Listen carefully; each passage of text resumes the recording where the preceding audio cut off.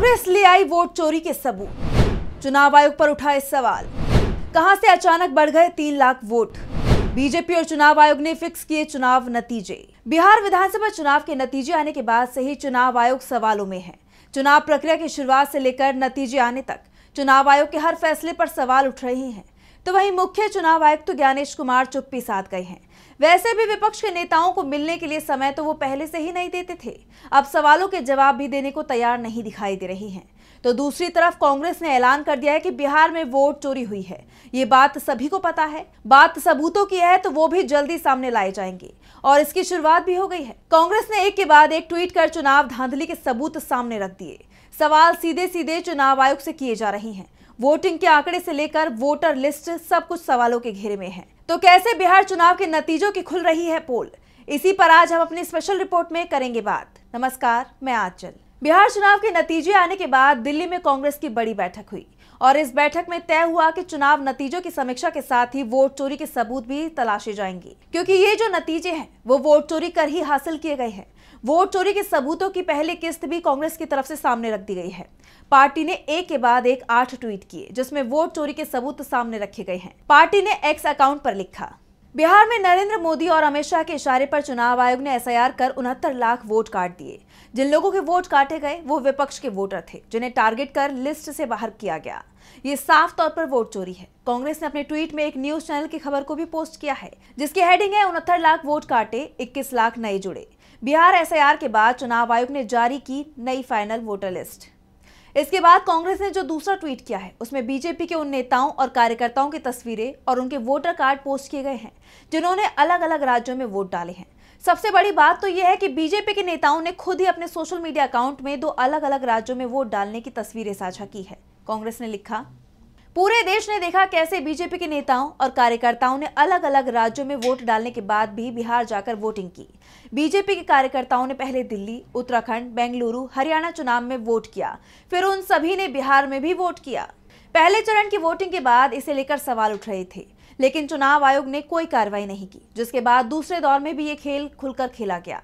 तीसरे ट्वीट में कांग्रेस ने एक वीडियो भी साझा किया है। ये वीडियो एक ट्रेन का है। ये स्पेशल ट्रेन है जिसे बिहार भेजा गया था वोटिंग से ठीक पहले। कांग्रेस ने एक्स पर लिखा, चुनाव के बीच बीजेपी ने स्पेशल ट्रेनें चलवाई जिसमें लोगों को टिकट दिलवाकर और गले में पटका पहनाकर अलग अलग राज्यों से बिहार भेजा गया ताकि वो बीजेपी को वोट दे सके। सबसे बड़ी बात तो यह है कि छठ पर्व से ठीक 10 दिन बाद बिहार में पहले दौर की वोटिंग हुई थी। केंद्र की बीजेपी सरकार छठ पर्व पर स्पेशल ट्रेन नहीं चलवा पाई थी, जिसके चलते तमाम लोग जो छठ पर अपने घर जाना चाहते थे वो नहीं जा पाए, क्योंकि उन्हें ट्रेन का टिकट ही नहीं मिल पाया। सरकार की तरफ से दावा तो किया गया कि स्पेशल ट्रेन चलाएंगे, लेकिन ये ट्रेन छठ के 1 सप्ताह बाद चलाई गई, और वो भी इसलिए जिससे दूसरे राज्य में रहने वाले लोग बिहार जाकर बीजेपी के पक्ष में वोट डाल सकें। ऐसी ही ट्रेन का वीडियो कांग्रेस ने पोस्ट किया है जिसमें साफ दिख रहा है कि ट्रेन में बैठे लोग बीजेपी का पटका पहने हुए हैं। अब आप सोच लीजिए, ट्रेन गुजरात, राजस्थान और हरियाणा जैसे राज्यों से चल रही थी जहां चुनाव भी नहीं हो रहे, फिर भी ट्रेन में बैठे लोग बीजेपी का पटका पहने हुए थे। साफ है बीजेपी को आम लोगों की चिंता नहीं है, चिंता है तो वोट की। इसलिए छठ पर जो ट्रेन नहीं चल पाई, चुनाव में उसे चला दिया गया। कांग्रेस पार्टी की तरफ से चौथा ट्वीट किया गया है, उसमें भी एक वीडियो पोस्ट किया गया है। ये वीडियो मुख्य चुनाव आयुक्त ज्ञानेश कुमार की एक प्रेस कॉन्फ्रेंस का है। कांग्रेस ने इसके साथ पोस्ट किया, ज्ञानेश कुमार ने बिहार चुनाव की घोषणा के दिन यानी 6 अक्टूबर को प्रदेश में 7 करोड़ 42 लाख वोटर बताए। वहीं वोटिंग के बाद यानी 11 नवंबर को वोटरों की संख्या बढ़कर 7 करोड़ 45 लाख हो गई। सवाल है, बिहार चुनाव के बीच अचानक से 3 लाख वोटर कैसे बढ़े? अब आप सोच सकते हैं, 2020 के बिहार विधानसभा चुनाव में महागठबंधन और एनडीए के बीच जो वोटों का अंतर था वो करीब 12,000 का था, लेकिन यहाँ 3 लाख वोटों का अंतर चुनाव के ऐलान से वोटिंग की तारीख के बीच में ही आ गया। और ये 3 लाख वोट किसके हिस्से में गए होंगे, इस पर कोई सवाल नहीं है, क्योंकि जवाब सभी को पता है। वैसे राहुल गांधी ने तो पहले ही कह दिया था अभी वोट काटे जा रहे हैं और चुनाव से पहले जोड़ दिए जाएंगे। ये सब कुछ महाराष्ट्र और हरियाणा में भी हुआ था। बिहार में भी वोटों की चोरी हो रही है। वैसे महागठबंधन ने वोट चोरी रोकने की कोशिश तो बहुत की, लेकिन कामयाबी नहीं मिल पाई। कांग्रेस पार्टी ने एक और न्यूज पोर्टल की खबर को पोस्ट करते हुए कहा, बिहार में एसआईआर की फाइनल लिस्ट आने के बाद रिपोर्टर्स कलेक्टिव को अपनी जांच में करीब 1 करोड़ 32 लाख से ज्यादा संदिग्ध वोटर मिले।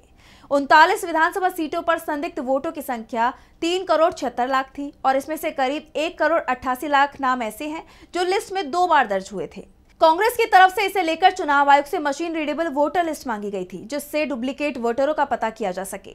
सबसे बड़ी बात तो ये है कि चुनाव आयोग के पास पहले से ही ऐसा सॉफ्टवेयर है जिससे डुप्लीकेट वोटरों की पहचान आसानी से हो जाती है। फिर भी इतनी बड़ी संख्या में डुप्लीकेट वोटों का होना चुनाव आयोग पर ही सवाल खड़े कर रहा है। कांग्रेस ने भी इस पर सवाल उठाए हैं। पार्टी ने कहा, बिहार में एसआईआर के दौरान चुनाव आयोग ने वोटर लिस्ट में डुप्लीकेट एंट्री पकड़ने वाले सॉफ्टवेयर का इस्तेमाल नहीं किया। नतीजा ये हुआ कि बिहार की वोटर लिस्ट में करीब 14,35,000 फर्जी वोटर जुड़ गए। बिहार चुनाव में कितनी धांधलियां हुई हैं, ये धीरे धीरे सामने आ रहा है। यहां तक कि एनडीए की सांसद ने ही कैमरे के सामने इसका बड़ा सबूत दे दिया। अब क्या सबूत है, उसका वीडियो भी कांग्रेस ने पोस्ट किया है। इसके साथ ही पार्टी ने कहा, एनडीए के सांसद शांभवी चौधरी ने मतदान किया, लेकिन जब वो बाहर निकली तो देखा गया कि उनके दोनों हाथों की उंगली पर स्याही लगी थी। अब सवाल ये उठ रहे हैं कि क्या एनडीए की सांसद ने 2 बार वोट डाला, जिसके चलते उनकी 2 उंगलियों में स्याही का निशान था, क्योंकि मतदाता की 1 उंगली में ये निशान लगाया जाता है, जबकि शांभवी की 2 उंगलियों में स्याही का निशान था, जिसे उन्होंने मीडिया के कैमरे के सामने खुद दिखाया था। ये मामला सामने आने के बावजूद चुनाव आयोग चुप्पी साधे रहा। तो वहीं अपने आखिरी पोस्ट में कांग्रेस ने नीतीश सरकार की 10,000 रुपए वाली योजना को लेकर चुनाव आयोग को घेरा है। कांग्रेस ने पोस्ट किया कि बिहार में आचार संहिता लागू होने के बाद भी मोदी नीतीश सरकार ने महिलाओं को 10,000 रुपए भेजना जारी रखा।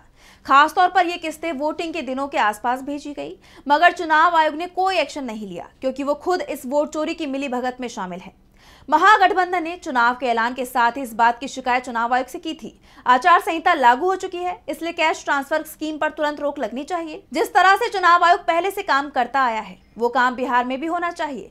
लेकिन चुनाव आयोग ने महागठबंधन की शिकायत नहीं सुनी और एनडीए की सरकार वोटिंग वाले दिन तक महिलाओं के खाते में 10,000 रुपए ट्रांसफर करती रही। साथ ही ये भी भरोसा देती रही कि चुनाव के बाद 3 लाख रुपए दिए जाएंगे। एनडीए के तमाम नेता चुनाव नतीजों के बाद इस स्कीम को जीत का सबसे बड़ा कारण बता रही हैं, जबकि महागठबंधन का कहना है कि ये योजना छोटा सा कारण थी, जिसने एनडीए की चुनावी जीत का रास्ता साफ किया था। वोटर लिस्ट से लेकर काउंटिंग तक हर जगह धांधली की खबरें आती रही। गड़बड़ी की शिकायत महागठबंधन करता रहा, लेकिन चुनाव आयोग खामोश रहा। ये भी कह सकते हैं कि गड़बड़ी करता रहा। तो फिलहाल के लिए इस स्पेशल रिपोर्ट में बस इतना ही। वीडियो पसंद आया तो लाइक करें, साथ ही हमारे चैनल को सब्सक्राइब करें। नमस्कार। हमारे चैनल से जुड़े रहने के लिए YouTube पर टाइप करें DB लाइव, सब्सक्राइब बटन को क्लिक करें और बेल आइकन को दबाना न भूलें, ताकि खबरें आप तक पहुंचती रहें। देखते रहिए DB लाइव, क्योंकि यहाँ हैं खबरें लगातार।